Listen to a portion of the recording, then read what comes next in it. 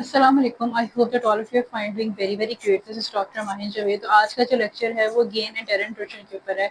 Entire nutrition की continuity है। Entire nutrition का जैसे मैंने आपको कहा था, मैं इंट्रोडक्शन से लेके उसके डाइट प्लान, उसकी कैलकुलेशन, हर चीज़ जो है वो आपको सिखाऊंगी, आपको समझाऊंगी, ताकि आपको फ्री में एंटायर न्यूट्रिशन आ सके। क्योंकि अगर आप हॉस्पिटल में काम करना चाहते हो, क्लिनिकल डाइटिशियन हो और आईसीयू में स्पेशलाइज होता है, तो आपको एंटायर न्यूट्रिशन आनी चाहिए। ठीक है, तो आज का जो हमारा टॉपिक है, that is a continuity of entire nutrition, right.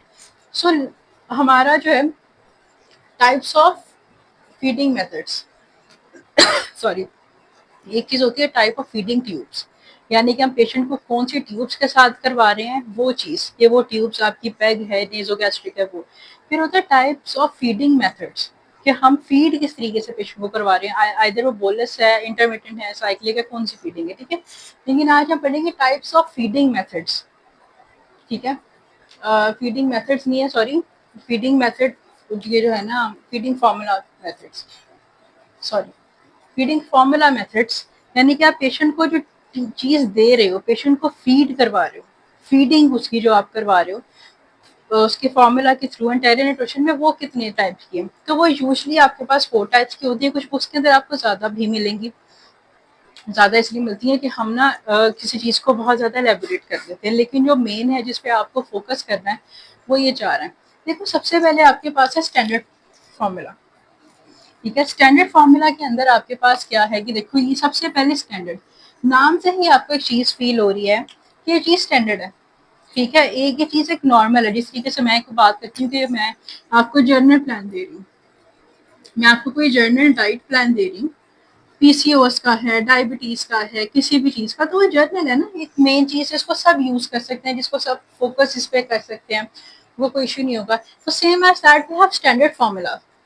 ठीक है, आप स्टैंडर्ड फार्मूला के अंदर भी हैव स्टैंडर्ड फार्मूले को एक चीज याद रखो कि बहुत सारे, मैंने आपको कहा, डिफरेंट मेथड्स आपको मिलते हैं। तो बहुत सारे लोग जो हैं स्टैंडर्ड फार्मूला को पॉलीमेरिक फार्मूला भी कहते हैं। This one polymeric formula. ठीक है, और क्या चीज है कि इस जो स्टैंडर्ड फार्मूला, इसके अंदर आपके जो मैक्रोन्यूट्रिएंट्स है, मैक्रोन्यूट्रिएंट्स का क्या मतलब है कि आपके कार्बोहाइड्रेट्स, प्रोटीन्स और फैट्स, ये याद रखने वाली बहुत इंपॉर्टेंट बात है। हम मैक्रो और माइक्रो के अंदर जो है वो पासवा मिस कर देते हैं, चीज को मिक्स हो जाता है। एक होता है मैक्रो न्यूट्रिएंट्स, वो वाले न्यूट्रिएंट्स जो आपको लार्ज अमाउंट में चाहिए, जिस तरीके से आपका कार्बोहाइड्रेट्स है, प्रोटीन्स है, फैट्स है। ठीक है, और एक आपके पास होते हैं माइक्रो न्यूट्रिएंट्स। माइक्रो न्यूट्रिएंट्स वो होते हैं जिनके कम उसके अंदर आपको एमजी में रिक्वायरमेंट है, या माइक्रोग्राम्स में, इस तरीके से आपको रिक्वायरमेंट जो है उसको हम कहते हैं कि माइक्रो न्यूट्रिएंट्स है। यूजुअली आपके जितने भी दूसरे आपके आते हैं, ये जो आपका कैल्शियम है, आपका फॉस्फोरस है, मैग्नीशियम है, ये सारे उसी कैटेगरी के अंदर आते हैं। ठीक है, तो स्टैंडर्ड फार्मूला को हम पॉलीमेरिक फार्मूला भी कहते हैं, और इसमें इंटेक्ट होते हैं। इंटेक्ट का क्या मतलब होता है? जुड़ी हुई चीज, एक हार्ड फॉर्म के अंदर, एक सॉलिड फॉर्म के अंदर आपके पास जो चीज होती है, that will be called as intact, इकट्ठी जुड़ी हुई। ठीक है, इस तरीके से आपको मैं सिंपल एग्जांपल दूं, बच्चों की क्लेज आती हैं, प्ले डो जो आता है, ठीक है, वो क्ले जुड़ी हुई होती है। उसके बाद बच्चे जो हैं उससे कोई बॉल बना ली, कोई चीज बना ली, उसको तोड़ते हैं ना, उससे उसके बाद उससे कोई बॉल, कोई कार्टून कैरेक्टर इस तरीके से बनाते हैं। सेम एज दैट ये इंटैक्ट होता है, और इसकी ब्रेक डाउन बॉडी के अंदर होती है। ठीक है, जिस तरीके से मैंने आपके यहाँ पे एक डायग्राम भी बना के दिखाई कि ये जो छोटे छोटे छोटे छोटे हैं पार्टिकल्स है, न्यूट्रिएंट्स है, ये इकट्ठे अटैच है, जब ये बॉडी में जाएंगे, डाइजेस्ट होंगे, अब्जॉर्ब होंगे। आप मेरा जो हो वो कार्बोहाइड्रेट्स, प्रोटीन और फैट्स वाला लेक्चर देख सकते हो।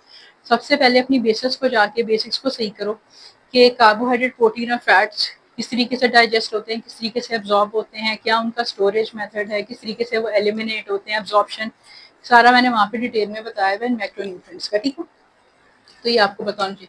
फिर ये हमारी बॉडी में हुआ है, तो ये क्या होगा कि ये ऐसे एक ही जगह, ये ऐसे ऐसे करके ये टूट जाएंगे, तो जिसकी जहाँ पे रिक्वायरमेंट है ब्लड स्ट्रीम के अंदर, वो वहाँ पे चला जाएगा। ठीक है, एक फॉर्मूला हो गया आपके पास। Then you have pre digested formulas. Pre digested नाम ही आपको इंडिकेट करे कि चीजें जो है ये ऑलरेडी डाइजेस्ट हुई हुई।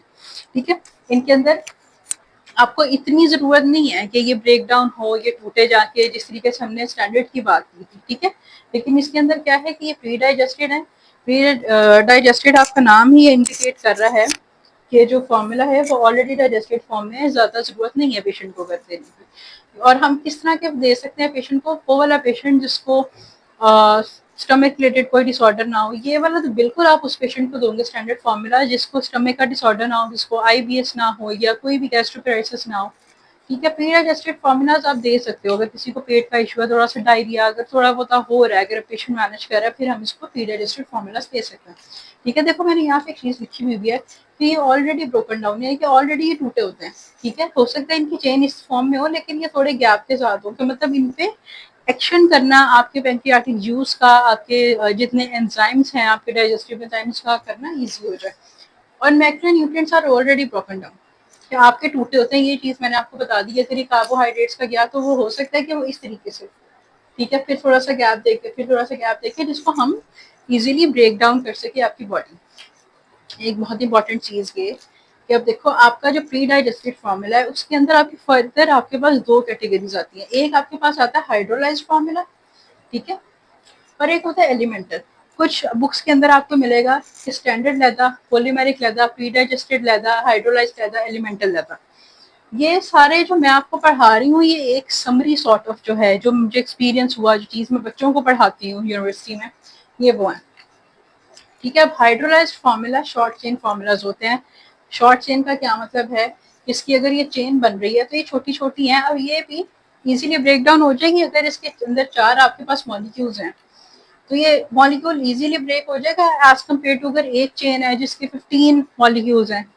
जिस तरह आप पढ़ते हैं ना मिथेन, इथेन, इसमें कार्बन कंपाउंड के साथ हाइड्रोजन अटैच और वो सारा कुछ, ठीक है, ये उस तरीके से है। और इसके बाद आपके पास जो है, ये हाइड्रोलाइज्ड हो गया। फिर elemental, elemental formula simplest form है। सिंपलेस्ट फॉर्म का मतलब है कि ये बिल्कुल ही डाइजेस्ट हुए होता है, कोई इसको पेशेंट को जरूरत ही नहीं है। इसलिए पेशेंट को अगर कोई इशू है, डायरिया का इशू हुआ है, कॉन्स्टिपेशन का इशू हुआ है, आईबीएस का है, या स्टमक के अंदर कोई पेप्टिक अल्सर हुआ है, तो हम पेशेंट को ये दे सकते हैं, आईसीयू वाले पेशेंट को जिसको हम इंटेरल दे रहे हैं। ठीक है, तो सिंपलेस्ट फॉर्म में यहाँ पे मैंने डायग्राम्स भी बनाई हुई है। ये देखो बिल्कुल सिंपल, आपको छोटे छोटे छोटे छोटे डॉट्स नजर आ रहे हैं, अंडरस्टैंड। अब हमारे पास थर्ड है डिजीज स्पेसिफिक। डिजीज स्पेसिफिक ऐसा नेम इंडिकेट्स कि ये डिजीज कंडीशन को जो है वो लेके चल। और यहाँ पे स्पेशलाइज फॉर्मूला है। देखो स्पेशल क्यों, क्योंकि डिजीज कंडीशन आ गई ना, पेशेंट ऑलरेडी एक कंडीशन में है, रीलर की कंडीशन में, ईएसआरडी एंड स्टेज रीनल डिजीज है, कार्डियोवास्कुलर है, कंजस्टिव हार्ट फेलियर है, बहुत सारी डिफरेंट डिजीजेस कंडीशन जो जिसमें पेशेंट आईसीयू में होता है। और उसके लिए होता है कि इसको एंटेरल न्यूट्रिशन आपने प्रोवाइड करनी है, या आपने एंटेरल न्यूट्रिशन प्रोवाइड करनी है।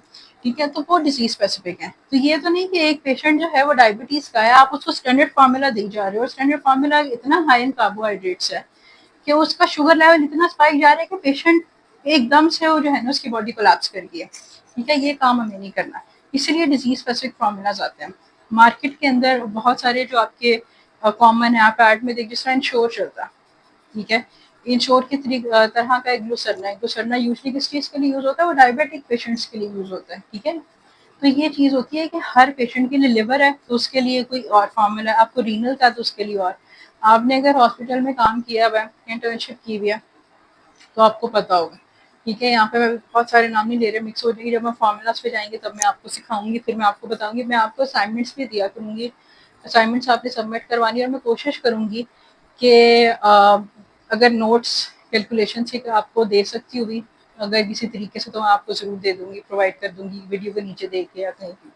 तो मेरा ये है कि आप लोग ज़्यादा से ज़्यादा मेरे चैनल को सब्सक्राइब करो, वीडियो को लाइक करो, वीडियो को शेयर करो, ताकि मुझे पता चले कि मेरे स्टूडेंट्स मुझे फ्री में नॉलेज दे रहे हैं। मैं यहाँ पे फ्री में आपको नॉलेज जो है वो एक प्रोवाइड करूँ, क्योंकि मैं चाहती हूँ जो नॉलेज, जो एक्सपीरियंस मेरे पास है हॉस्पिटल का, इंटेरल का, पेरेंटल का, बाकी मेडिकल की चीज़ों का, वो मैं आपके साथ शेयर करूँगी यहाँ पे फ्री ऑफ कॉस्ट। ठीक है, तो बस यही है कि मुझे मेरे स्टूडेंट्स से यही चीज़ चाहिए कि आप मुझे अच्छे अच्छे कमेंट्स करो, लाइक करो, मुझे बताओ कि आपको क्या चीज़ नहीं समझ आ रही, क्या चीज़ समझ आ रही है। ठीक है, ठीक है। देन वी हैव, इसके अंदर एक और चीज़ जो आपने याद रखनी है, nutrient profile address metabolic dysfunction.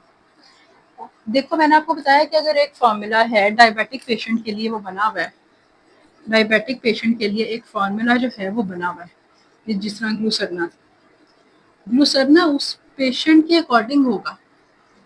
Patient diabetic है तो उसके अकॉर्डिंग होगा, यानी कि उसके अंदर कार्बोहाइड्रेट्स अगर होंगे तो कॉम्प्लेक्स कार्बोहाइड्रेट्स होंगे, या उसके अंदर आपके पास अगर फाइबर है तो ज़्यादा फाइबर होगा। ठीक है, ग्लूकोज को एकदम से स्पाइक नहीं देगा। तो ये एक चीज़ होती है कि उसको मेटाबॉलिक, आपकी ही मेटाबॉलिक कंडीशंस होती हैं, जितनी आपकी डिजीज़ है, डायबिटीज़ है या कोई भी हार्ट रिलेटेड डिसऑर्डर है, इसको मेटाबॉलिक डिसफंक्शन कहते हैं। यानी कि आपके इसमें क्या ऑर्गन आ रहा है, या पूरी बॉडी कर रही है, या ऑर्गन सिर्फ पूरे एक सिस्टम को खराब कर रहा है, या कोई सिस्टम रेस्पिरेटरी या सेंट्रल नर्वस सिस्टम खराब हो रहा है, तो ये होता है। ठीक है, जिस तरीके से रीनल में, डायबिटीज़ में, जिस तरह मैंने आपको बताया देते हैं 1 2 3